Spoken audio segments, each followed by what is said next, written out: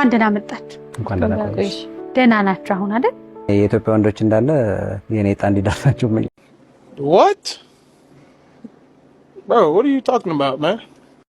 ልጄን I think 4 ወር ወይ እንደዚህ 5 ወር አካባቢ በጣም ከባድ ህመም ውስጥ ነበር እና ላይክ ልጄ ሆዴ ውስጥ እንዳለ ኦፕሬሽን መሰራት ነበረብኝ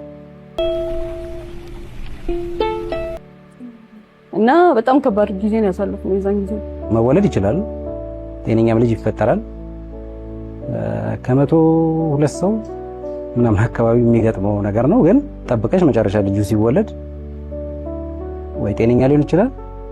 ትዳር ላይ ቃል ሲገባ በጣም ከሚያስደነግጠኝ በህመሟ፣ በችግሯ፣ በሐዘኗ፣ በማጣቷ፣ በማግኘቷ ወንዱም እንደዛው ላልለያት ይባላልና ወልጄ አልልኩም ቤተሰብ ጋር እሱን ያረሰኝ የመጀመሪያ ልጄንም ሁለተኛ ልጄንም እሱን ያረሰኝ። እንደሱ አይነት ሰው አለ ብዬ አላስብም። ምን አይነት አራሽ ባል ነው? እስቲ ምንድነው የሚዋጣለት? በክትፎ ነው የሚያረሰኝ።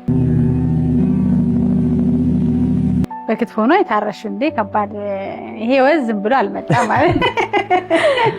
በስድቡ የተከፉት አብሮኝ ቤተሰቦቼ እሷ ነው እንጂ እኔ አላማው ስለነበረኝ ምንም አልመሰለኝ።